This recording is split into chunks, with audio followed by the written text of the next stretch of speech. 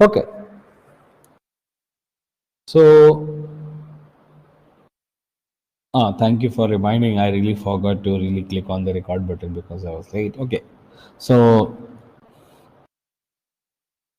yeah. So, this is how it is happening, that just for this one step that you are scanning and going from left to right and checking whether the string is in the right format, you have to this part on the machine. This is pre-processing actually. So starting from the first itself, so there should not be, you should not be starting from this state, because you might immediately move to a B, which ensures that the I's are not. So therefore there will be another state which is ensuring that there is at least one A.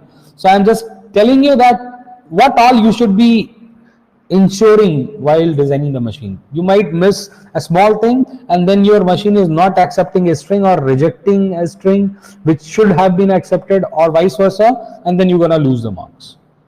So be very careful when you are designing a machine. Take your time. You will be given enough amount of time for designing, so you should really think, cross verify that you are not missing any component, whether it's a pre-processing, whether it's a checking or rejecting strings during the scanning. Okay, once that is done, then the next step is return the head to left hand end. Right. So you have to return the input to the left hand end. So from this state up to this point, you are actually scanning up to the right. As soon as you get the blank, then you are returning everything in the backwards, and this step is ensuring the step 2 of the higher level. Now at step 3, what you are doing, now what you're gonna do, you have to say that cross off, you have to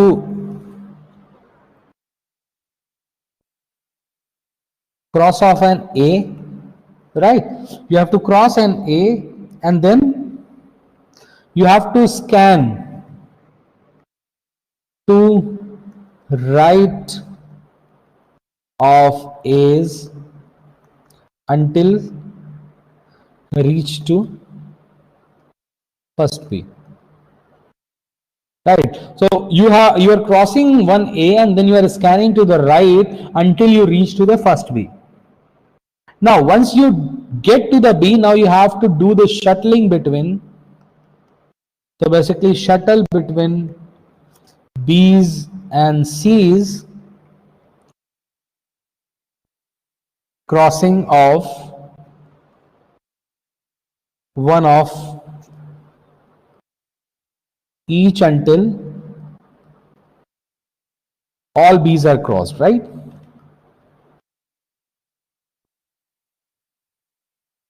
Now, what you are doing, you cross and then you are doing that between B's and C's, you are crossing the first B with the first C. This is crossing this one. Then the second B is crossing the second C here, and likewise, right? So you are doing that and you are crossing everything until all B's are crossed off. So this is crossed off, this is crossed off with this, and likewise. Once the crossing is over, what you're gonna do? Now there is a one thing, that suppose that when you are crossing this, the B's get over before the C's. What does it mean? That C is not exactly, number of C's are not exactly equals to I into J. Why? Because you are getting the modulo value non-zero, right? There were some C's extra than the multiple of B's, B's. So therefore, modulo B, when you are, it is actually doing, you are taking C modulo B, and if it is 0, then certainly it's good. But to find the modulo, you are really crossing the number of B's one by one. For every A, you cancel one once. Now, until all B's are crossed, if B's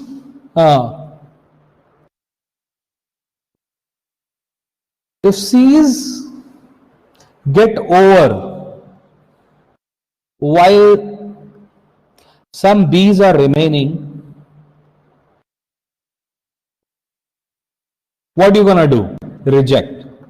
It is not in the format, right? So you are rejecting here based on one case, you are rejecting here based on another case. Now, suppose if it does not happen, that means all the B's have been crossed and you have crossed those many C's, then what you should do? Then simply you have to do what? You have to return back, cross another A, and you have to repeat the process. But the problem is you have already crossed the B's. So here what we do, we revive all the B's again. So when you have done the crossing of the last C for the last B, you have to return back and check if it was the last one. If all B's have been crossed and still there are C's remaining, then you should go back, revive all the B's, and then go and cross the next A. And that's what you do. You're gonna restore all B's and you have to repeat stage 3. After we keep repeating stage 3, what all possibilities might be there? If not rejecting on this stage, now the possibility might be that still the C's are remaining, A's gets over, or still A's are remaining while C's gets over, right? So if any of those cases happen, right, you're gonna reject, correct? What I'm saying that apart from the rejection of this type when the B's are remaining and C's gets over, there is a possibility that A's will remain and C's gets over, or C's remains and A's gets over. I think both of these cases tell you exactly about the multiplication, what exactly happened. And in both of these cases, you must reject. You must write these cases in the form of in text, and you have to cancel. So you should be writing that if all C's have been crossed off, you have to check for the, if all the A's have been crossed off, you have to check if all C's have also been crossed off or not. If yes, then you have to accept, otherwise reject. So acceptance is only for one case. At stage 4, if all A's are crossed and so as all C's together. And if that is the case, you are accepting. So there is only one accepting point while you are rejecting from several different places. Now, if you are doing the crossing of a scan to right and all that, for this step 3, you have to design a small component of the Turing machine. Then for the restoration part, again, you have to design and further for everything, and then you have to connect these components together. So when it is asked in the question that design a machine at low level, or you should say using transition diagram, you should be ready to design a machine with all these 7 tuple. And it might be asked explicitly to give the transition diagram, so you should be designing it that way. There might be a question asked that design a Turing machine at higher level. So in the higher level, you don't need to say that, okay, my Turing machine is actually having these many states, this is the transition function and all that, but still you have to talk in step by step how you are moving on the step from left to right, what you are scanning, what you are matching, what you are replacing, what you are crossing and all that.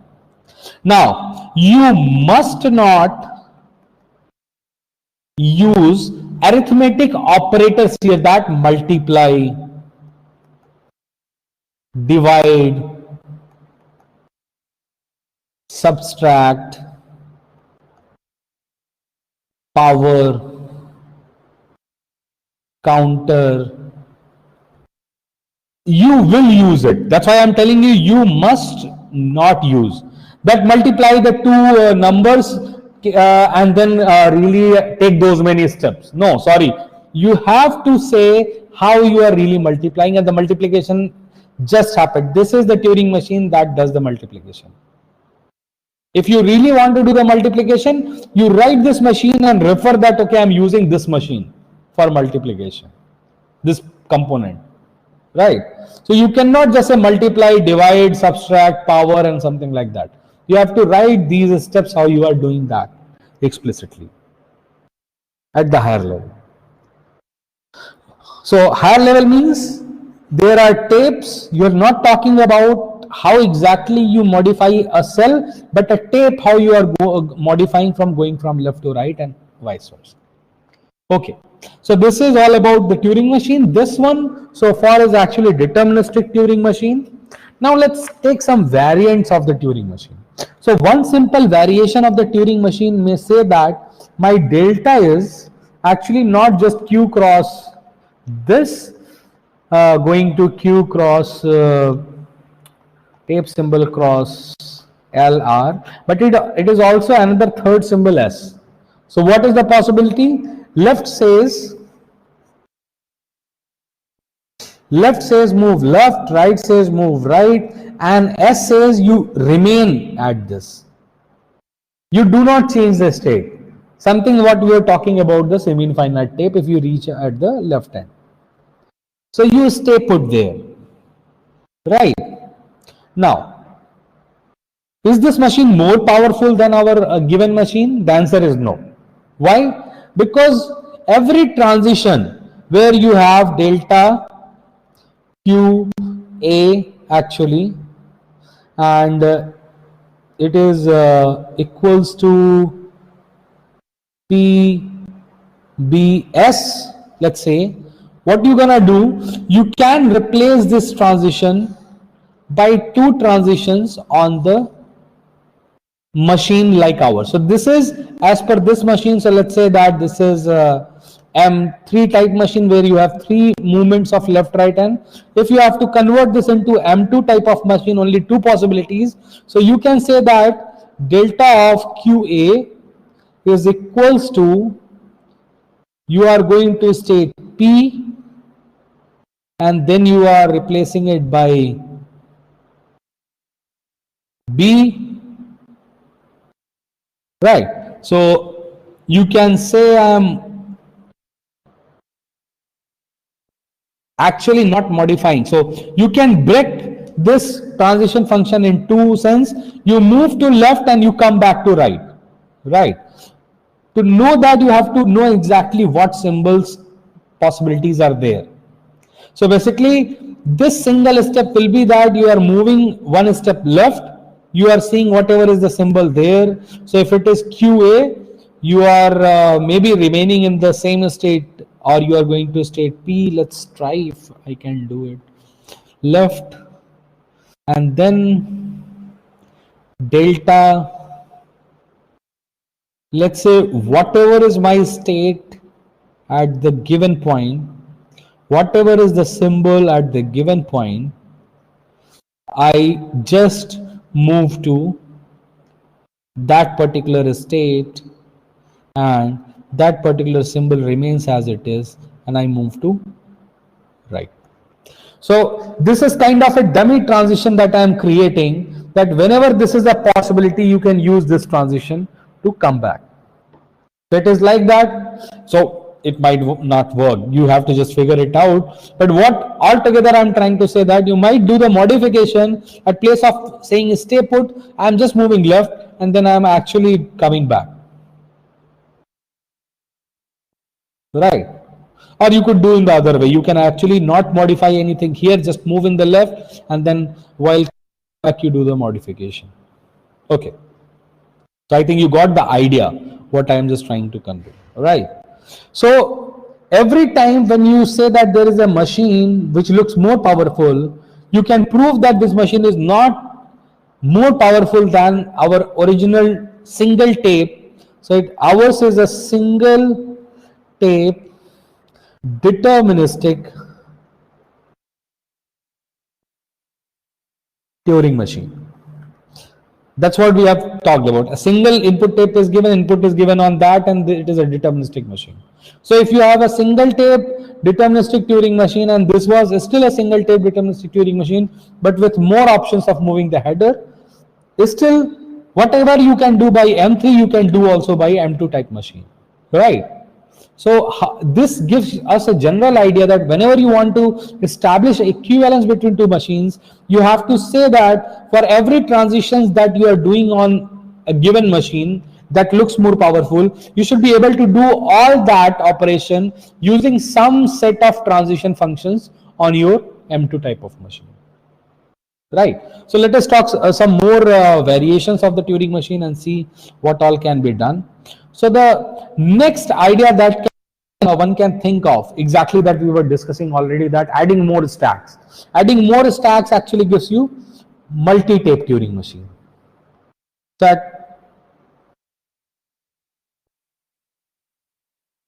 So at place of having just one tape, actually your Turing machine is a multi-tape Turing machine. And what is a multi-tape Turing machine?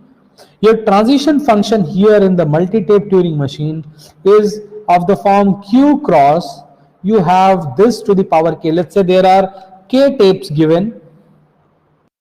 So you will have k different tape symbols you will be reading from each of the tapes where header is pointing. So your M looks as the following. There are some tape 1, you have tape 2, and likewise you have k tapes. You have k headers actually, and every header is pointing to the corresponding tape. So kth header is pointing to the kth machine, some cell. Just like you had one header, one tape, you now have k headers and k tapes. Every header is pointing to its own tape, and it is independent of what the other headers are pointing to their respective tapes.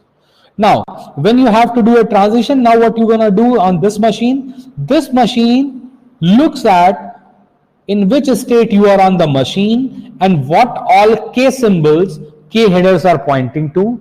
Based on that, you're going to decide that where you are going, you will change a state and you will modify those k symbols on those k headers, and then finally you're gonna make a left or right on all those k locations. So this is your transition function for the multi-tape, that given a state and k symbols read by k headers, you're gonna either change the state or remain in the same state, whatever is your decision as per the machine. You may modify those k symbols on each symbol on a given tape, and finally you can move left or right on each of the tape, and all that can be independent of every other tape. So this is multi-tape Turing machine. Now, although it looks more powerful, but the answer is sorry, multi-tape Turing machines are equivalent to single tape Turing machines in terms of solving the problems. What all you can do on a multi-tape Turing machine, you can do it on the single tape Turing machine. And the answer is that you should be able to prove the equivalence. So let me give you the idea of the equivalence, and you should go back and read in the book in detail. The idea is something very simple. Let's say that we have some k tape Turing machine. So this is my multi-tape Turing machine with k tapes. Again, let's say that the content is 0, 1, 0, 1 and blank, and likewise on another tape I have 1, 0, and likewise on the other tape I have something like X, Y, Z, likewise, right? So let's say that this is how it is working. So here the header is pointing to this one, here the header is pointing to this, and here to this one. Okay. Now if I have to convert this machine into a single tape Turing machine, I have on the single tape Turing machine what I have just one header and one tape, right? So what I do, I copy the content of each tape on this tape separated by a hash. So let's say that here, and we don't copy the blank symbols, just the content. Apart from the blank, you're gonna copy. So here you're gonna copy 0, 1, 0, 1, right? And then you have a separation by hash, and even you initialize with a hash, just to say that left hand. So hash is the separation marker. So 0101 on the first tape, then you have 10 on the second tape, and then you have X, Y, Z on the third tape, and finally it is ending Y hash.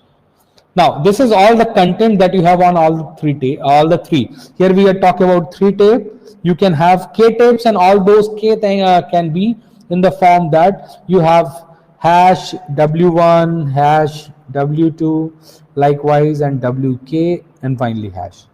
So you can have a single machine containing all the strings for those. Now you have just one header. Here you had multiple headers. So what you do to remember that you had multiple headers, we actually replace every symbol by a version of it that mentions that this symbol is actually a symbol pointed by head on that corresponding tape. For example, here 0 was pointed out by the header of that particular tape. So we actually put a dot on 0. Now this dot is representing that this 0 is actually where the head is pointing on the corresponding multi-tape. Similarly, this 0 where the dot is mentioned, which is representing. So putting a dot on the tape is just that for every tape symbol X which is part of this, you have X dot available also in this. Right, sorry, for every X in sigma. And also the tape symbol, you should say that tape symbol, you have a dotted one version also. Dotted version says that the header on the corresponding tape is actually pointing to this symbol. So for this one, I will have a Y dot at place of Y. See here X is present as it is, while here Y is present as Y dot. So Y and Y dot are actually two symbols, not just one symbol. So Y, if it is present on this single tape, it is just representing that Y is present, but the head is not pointing to this cell on the corresponding tape. But when you have Y dot, it is representing that it is also on the given tape based on the which hash it belongs to, between which hash interval. But if you have a dot on the symbol, it is actually representing that there is actually the head is pointing. So in this way, you can contain everything on a multi-tape Turing machine to the single tape Turing machine, right? And then your header can point out anywhere. So this is how we're gonna do the mapping. Now the rest part is actually how we do the transition and all. So let us see what happens. So it's very simple that let's say that you are designing a machine S, which is a single tape Turing machine using M. So the step 1 is very simple. So you are getting an input. Your input to check whether W is accepted on M or not is equivalent to check whether W is accepted on S or not, if it is equivalent. So let's say W is actually W1, W2 up to some Wn. Now what happens on the first step? You're gonna actually initialize the input tape of S as the following, right? So you're gonna represent that K tapes are there on the multi-tape Turing machine in the following way, that you represent it as hash W1 dot W2 up to Wn, and then you have hash, you have blank dot hash blank dot hash, and likewise, and finally you have a hash. What does it represent? It represents the input is kept on the first tape of the multi-tape Turing machine, and then rest of the tapes are blank currently, right? Because in the multi-tape Turing machine also, when the input is given, it will not be given on all the tapes. It is given on some one tape, and rest of the tape will be blank in the initial phase. It will get modified at later stages, but currently it is blank. So the initial configuration has to match, and that's why whatever is the initial configuration there, the initial configuration will be K tapes, first tape with W1, where the header is pointing on the first tape and rest of the string on that tape, while the other tapes are pointing to blank on the first blank. So that initial configuration and the initial configuration on the start single tape Turing machine we have made same. Now the next step is that you want to actually simulate a transition of M using transitions of S. Exactly how we did for those left, right and stay put possibility.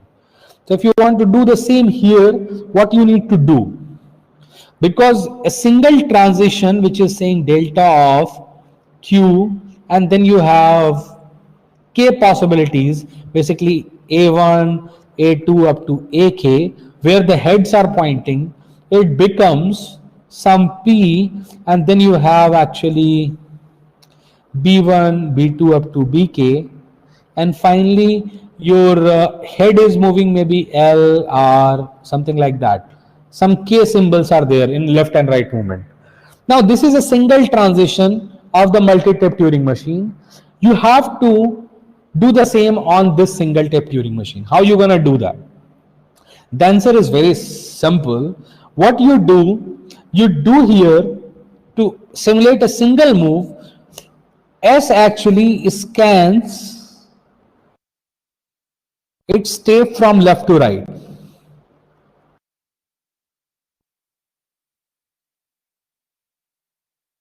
Now when you are scanning from left to right, basically you are going from first hash to the second hash to the third hash and likewise crossing some symbols.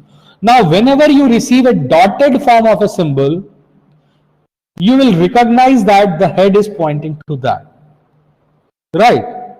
So basically you have to move from the first hash to K plus 1th hash, which is actually the last hand, and you have to determine basically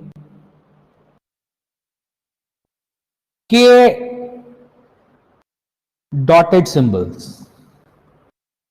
These K dotted symbols are actually representing the K headers pointed on the corresponding tape on the multi-tape Turing machine.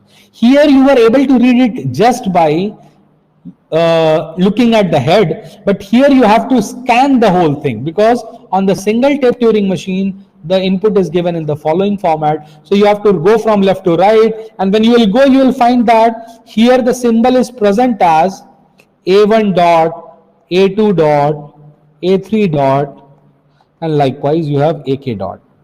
Now once you got all these, what do you have to do? Then again, after determining this, you have to make a second pass to update these symbols to B1, B2, whatever BK.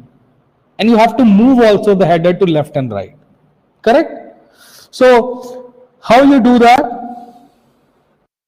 You have to make another pass and update the tape accordingly to M's transition.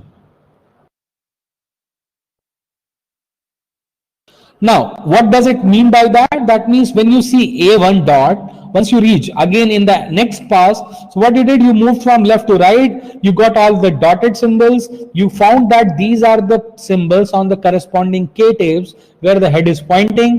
What I have to do now, again I have to make another pass from left to right, and I have to modify this. So A1 becomes B, right? So wherever you have A1, you have to change it to B and not B dot, because it is a left or right. So you have to make it a B, and then you have to see the corresponding left and right cell.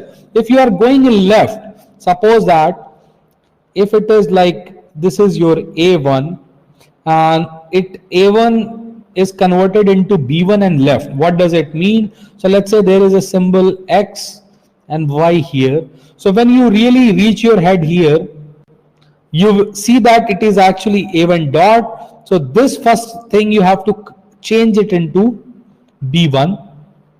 and then you have to move the head into right. So you are coming to left. So you are coming to this place. So at place of pointing to X, what you have to do? You have to remember that this is not the head of the single tape. You have to remember that this is the head information of the first tape of the multi-tape Turing machine. So you will not change just one thing. You will change A1 dot to B1. So basically A1 dot will be changed into B1, moving to right, left. Then your X, whatever is X, it will be converted into X dot, and then you will be moving into right. Correct? So this is exactly what is going to happen, that when you change A1 to B1 and you have to go back to left, that means the head on the first tape of the multi-tape Turing machine moves left its header. So here you have just one header, so you cannot take it. So you have to take it and remember what it will remain for the upcoming transitions. So that's why we go back to left and modify the previous cell, left cell X, into X dot, and then I move further to the next hash and tape.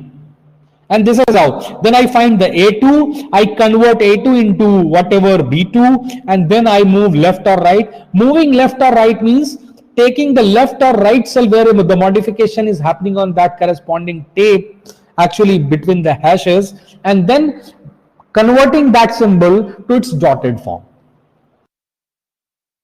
Okay, once you are done, that's what all is going to happen. One single transition, you have to do two different scans. One to read all the headers, second scan from left to right, you have to actually convert all the whatever the head symbols into corresponding modified symbols, and you have to also make sure that you convert wherever the head is going to be on all the tapes into the right dotted symbols. So the everything is recorded perfectly. Now there is one small issue that we need to tackle, because we said previously, if you see here, we said that we have not given blanks here, right?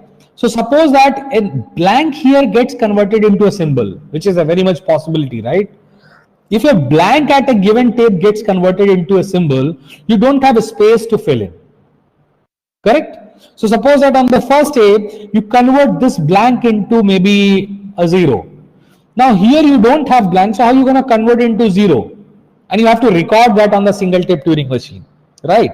So to do that, what you actually do, you on the single tape Turing machine, whenever you want to insert a blank and convert into something, you're gonna bring your header to this point. You're gonna take this particular blank, and this symbol you will push here, this symbol you will push here, and that's what, just like array insertion you do. So basically this is an array, and already you want to insert something in between. So what you're gonna do, you're gonna push back everything from this place to one cell right. So whenever you realize that this given step I need to insert something, you have to remember it, and you have to go in the right hand side until you reach to the blank, and then keep shifting everything in the right hand side. And shifting means what? See, shifting again means a Turing machine way of operating it, that this blank you will replace by whatever hash you have encountered, then this hash will be replaced by Z that you have encountered, and likewise. And the shifting will happen on the, see, that's why we are not talking at the level of transition function, otherwise it will be a very complicated diagram. But you should keep understanding, actually it can be done with the help of transition diagram, and actually you can design a Turing machine for it. You may talk that, let's say that design a Turing machine that does a shifting of, inserts a symbol somewhere in between. Design a small component and you will realize how it is done. So you really do the shifting. After shifting, once you arrive at this stage, you insert a 0, whatever you meant to do that. So that's why here, apart from this step, there is a stage 3 that whenever this virtual head, we call it virtual head, whenever this virtual head tries to really move beyond, so basically your head is pointing, let's say on wn suppose, and trying to move further across the hash, although being on the same tape, you are converting this hash into 0, then it's understood that, okay, you want to insert some symbol here, actually you are trying to access blank of that corresponding tape on the multi-tape Turing machine, and for that what you do, you actually shift all the right hand side one cell ahead, and then you return back to that particular place, and then you insert that symbol, and everything is as good as previously. So that's all. If you are able to do that, you will be successfully able to simulate the multi-tape Turing machine using single tape Turing machine. Right. So anyone has any doubt in this?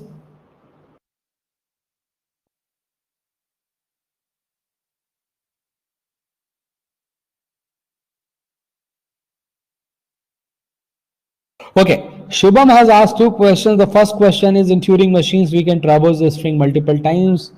Yes, see, input tape, there is no restriction whether you read from left to right, and as many number of times you want to move, it's not a problem. Because the tape you just have to say go from left to right and without modifying. You can also modify while going from left to right. While coming back again, you can again go back, and you can do any number of to and fro from left hand to right hand. Right. And it may be given in the question whether the whole tape is complete infinite or semi-infinite type. And in that way, you have to really handle the things. Any other question?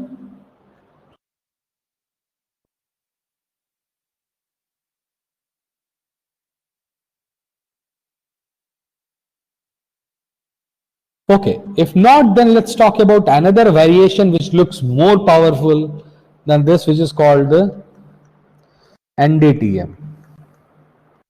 NDTM is non-deterministic Turing machine. Now in the NDTM, the only change is in the transition function, that now Q cross this is equals to power set of Q cross tape symbol cross L comma R. Right. So you get a power set. So basically from every state for a given tape symbol, you have multiple options to change. For example, if I have delta of QA, so it is saying that you might have a set of options. One is saying you go to P, you convert it into B and you move left. The other option is saying you go to P1, it is saying go to P2, and this is basically saying that you modify to C and you go to right. And furthermore, that means that if this is your symbol where the header is pointing and this is Q, and let's say this is X and Y in the left and right. So from this configuration, whatever CI, you have multiple directions to go. So a configuration will not just yield another configuration, but a set of configuration it is going to yield. That is the difference. There a configuration was yielding another configuration, but here a configuration may yield several configurations. For example, using this, if you use the first possibility, what will happen? Your state of the machine will become P1 and you will modify this A into B, and then you are moving left. That means you will start pointing to X. Right. While this is, let's say that this is CI dash. Next possibility is if you use a second transition, so it is going to state P2 and the content of A becomes C and it is right. That means you are pointing to this. So this is CI double dash. So you can have multiple configurations yielded from a single configuration on non-deterministic machine. So that is why if you try to see here on the deterministic machine, if you see the thing, you will have a start configuration CS which yields something, some, let's say C1, C2, likewise, and you will arrive at some CK. While when you are working on a non-deterministic machine, again it is still CS, the start configuration, but it might give you a branch, and every branch is taking you to some CS1, CS2, let's say C1, C2, C3. And again, the C1, C2, C3 each can go to multiple options. So this is C11, C12, C13, this is C21, C22, and this is C31, likewise. And further, each of them can be. So here, when you see the configuration flow, it is a sequence. This is a sequential flow, while here the configurations are connected in the with the operation yield in a branch way, in a tree way. And you say that a string W is accepted on an NDTM N if and only if there exists an accepting branch. So if any of the branch that you are going, any of the branch actually is accepting branch, what do you mean by accepting branch? It is that the last node is the accepting configuration in that branch, because after you got the accepting configuration, you will not have further movement, right, in that direction. So if any of the branch is accepting branch, you say that I got that string will be accepted on the Turing machine. If you are not able to find any branch that has accepting configuration, then you say my machine is actually rejecting, or you should have a rejecting, right? Okay. Next thing is to find that how you prove that you have a equivalent single tape Turing machine for the non-deterministic machine. So what we're gonna prove? We're gonna prove that a single tape NDTM is actually equivalent to 3-tape deterministic Turing machine, and you already know that if you have 3-tape deterministic Turing machine, it is equivalent to single tape deterministic Turing machine, right? So this equivalence we have already done, that any multi-tape Turing machine can be converted. If it is a deterministic Turing machine, I have an equivalent single tape deterministic Turing machine. So we're gonna just show you the conversion, the construction part, that given any non-deterministic Turing machine, which is a single tape, again you can further have this multi-tape option here also, right, which will still be equivalent. So let's just establish the single tape non-deterministic Turing machine to a 3-tape deterministic Turing machine. So here the construction is as follows, that you take a deterministic Turing machine with 3 tapes. The first tape is the input tape. The second tape is actually your simulation tape. And your third tape is the address tape.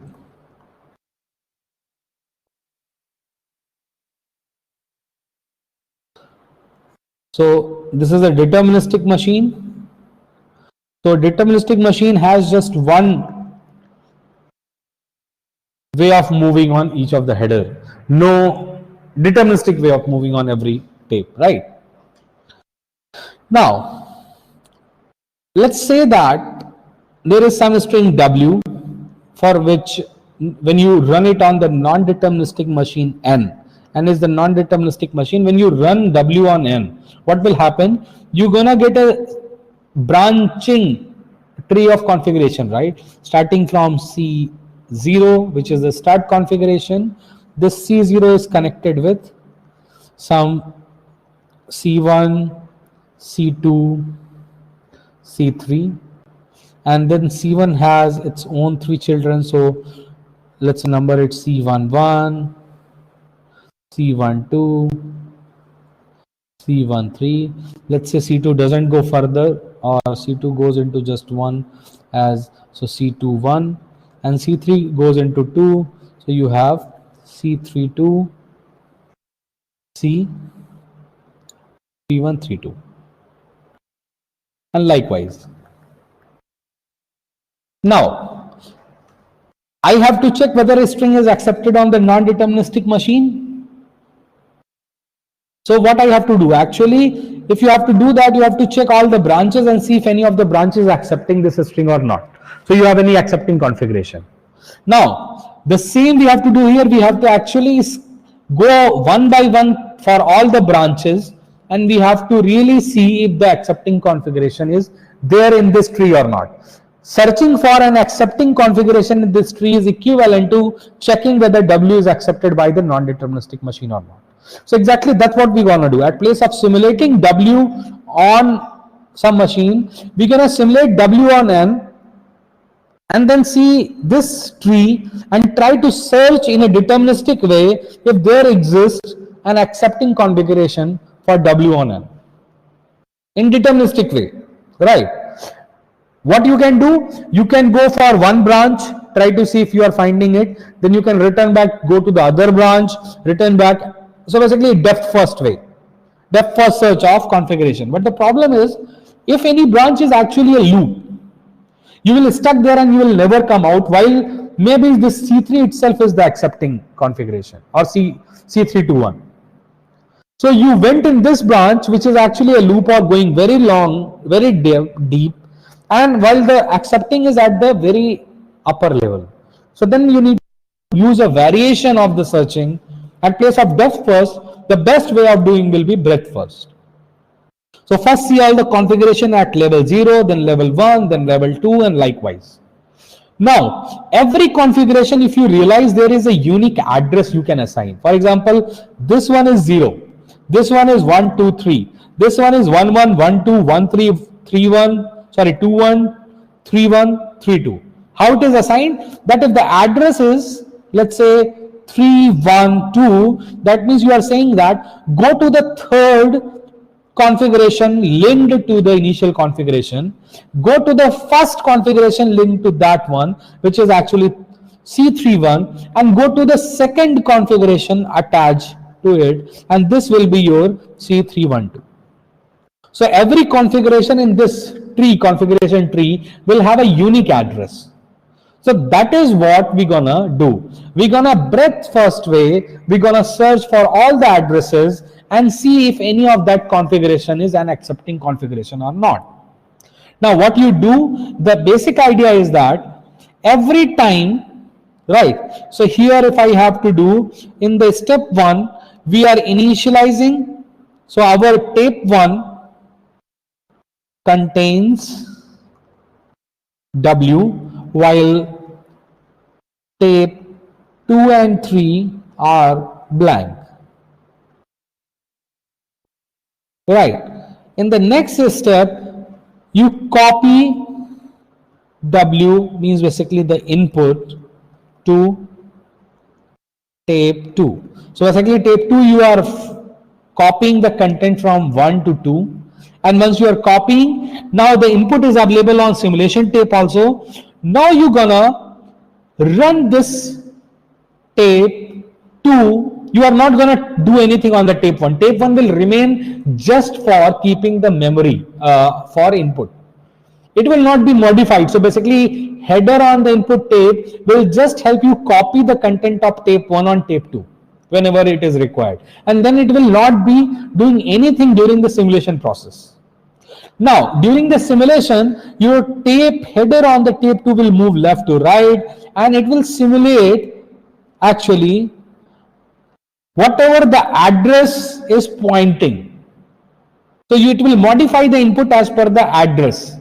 Now, what do you mean by modifying the input as per the address? So when you say 312, what does it mean? It says that as per the initial configuration, which is actually Q0W, there are three different possibilities of the configuration. So when you are saying delta Q0 and the first symbol of W1, you have three different possibilities to go further. The first possibility takes you to C1, the second possibility takes you to C2, the third possibility takes you to C3. So you don't take C1 and C2, but take C3 because the address is pointing to 3. So you take this particular transition and you use that transition. And if you are just picking one transition at each step, it is a deterministic simulation, right?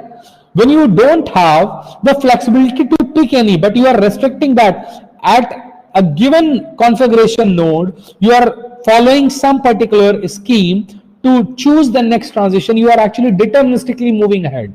Every time you go for 312, you will arrive at the same node. Every time you pick 312, you will go from here to here, you will go from here to here, and then you will go from here to here. Every time. So it is a deterministic choice now once you fix the address. You have multiple address and every address gives the non-determinism, right? At every step you have three possibilities. So that's what was bringing the non-determinism. But if you fix the address, then you can actually go from the initial configuration, so 312 for a given address.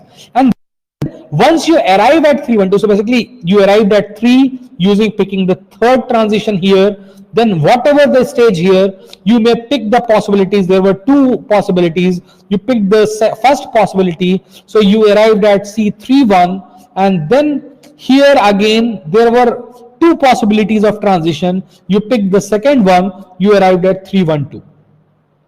So this is a deterministic way of modifying the input, right? So on the second tape, that's exactly what you are doing. You are taking the input string, and as per the address given on the address tape, you are moving as per the transition function of the non-deterministic machine. But you are not having choices as like non-deterministic machine. Every time you try to apply a transition, you will just get one next inlet configuration from there, because you will be following the address one by one. So given 312, you will actually move from C0 to C3, C3 to C31 to C312, and you will check whether C312 is an accepting configuration or not. Checking that is easy because it is just equivalent to check if you have an Q accept state or not.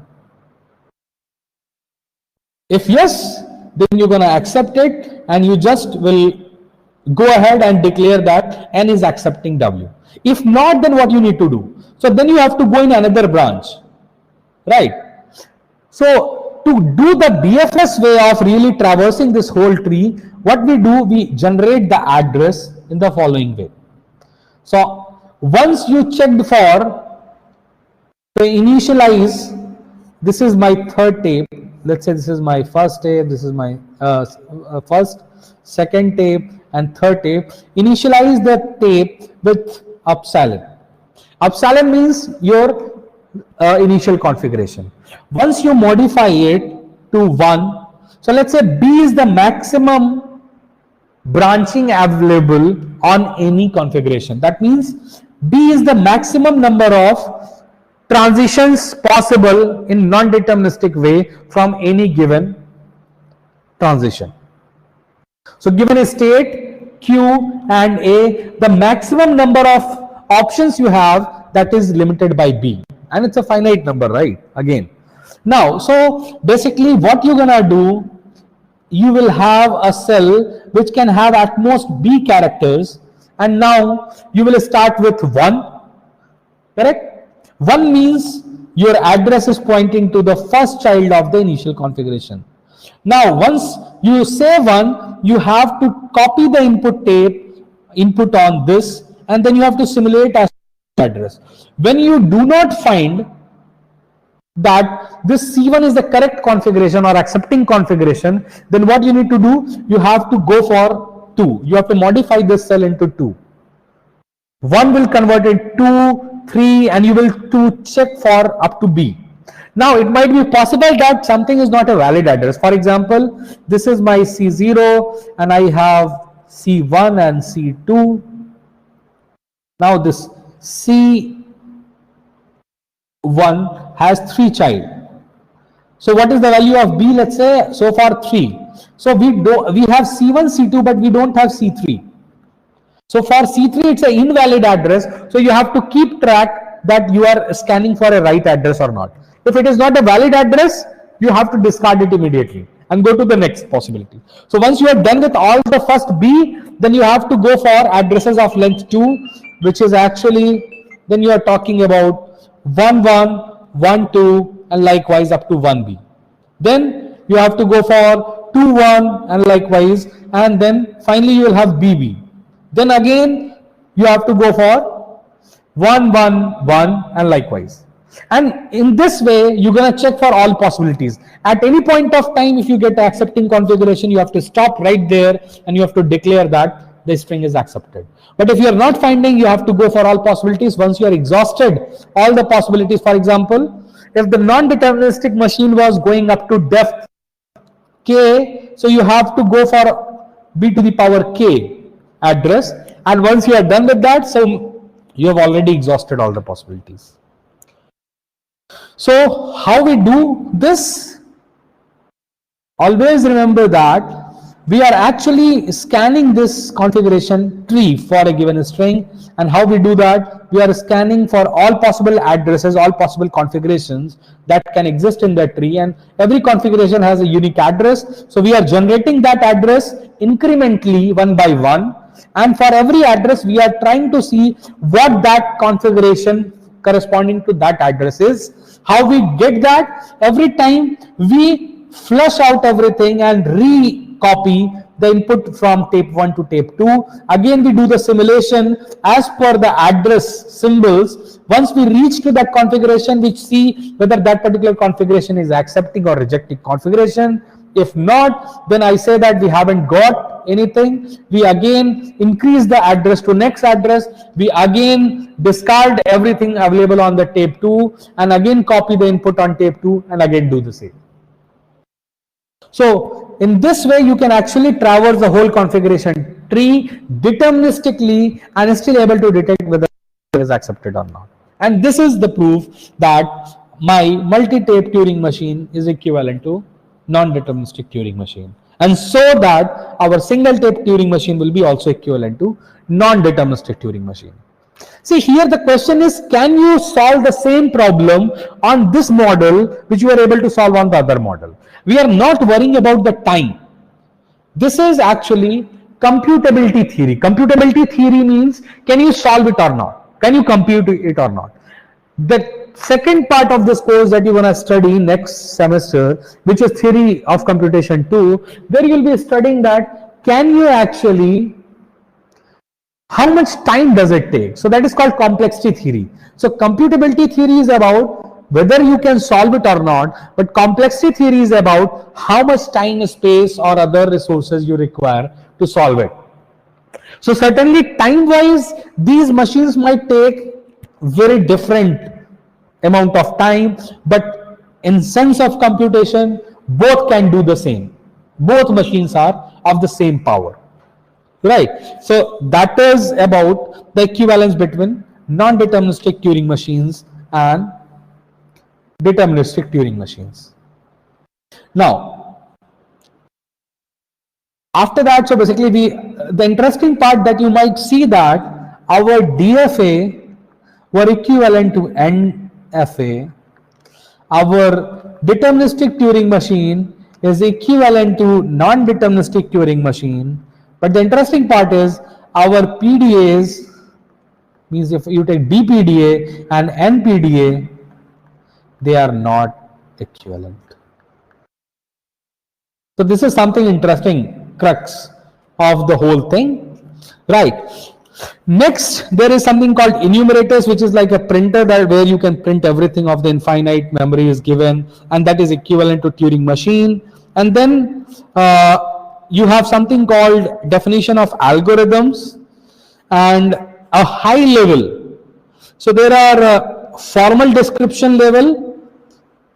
Then there is a higher level of description, which is actually the implementation description, right? So there is something called formal description of machine, which is actually at the level of transition diagram. Second one is higher level, and it is also referred as implementation level. And the third one is high level description. High level description is actually what you write as a pseudocode, right? Pseudocode of an algorithm. So this is actually your algorithm that you are write usually, or you see in any place. So algorithm is usually a high level Turing machine only. So there is this section 3.3 where they try to define what is actually an algorithm. Then there is a Church Turing thesis discussed where they say that actually whatever you can do by algorithm, the same the Turing machines can do. So basically you should read section 3.3 of the SIPSR book and then try to see that there is one way where they have tried to design this pathfinding algorithm or checking whether the graph is connected or not. And there, when your language is whether the graph is connected or not, that is the language actually. And they try to give a high level Turing machine representation of that problem. So that is what I was planning to cover in tomorrow's lecture, but that is not much technical details. So I expect you to read that and then we'll see whether we'll have a class tomorrow or not. So that's all for this course. You should remember this, that there are three different ways of designing a Turing machine. One is format description level, which is with diagrams and all that. The second one is higher level, which is implementation level, which is actually the same that you are talking about tape, moving left, right and all, but you don't talk about just to move from left to right, what all you have to do on the transition level. While the high level, you don't talk about the tapes only. You are allowed to talk about multiply, you are allowed to talk about divide, and you are allowed to talk about other operations. So basically when you do a programming, we do at a very high level. We never go at higher level or formal description. Formal description is equivalent to actually your 0-1 machine level, and higher level is something intermediate, correct? So that's all for this course. I think this will be the last lecture if we don't have a class tomorrow. So try reading this section 3.3 for sure. There is something called Church Turing thesis where they said that the intuitive notion of algorithm is equivalent to Turing machine algorithms. So what does it mean? That whenever you have any notion of algorithm that you can think of, then you can always design a Turing machine for it. And whenever you can design a Turing machine for it, you have some algorithm certainly. Try reading that, and that's all. Thank you so much and all the best for your exams. The guidelines for exams and everything will be shared maybe by tomorrow evening or maybe on Wednesday. I think we have the exams on Thursday. Be sure that you have a good internet connection and everything ready in place. You must have A4 sheets, blank and all. I think all details will be shared with you. So thank you so much. See you all.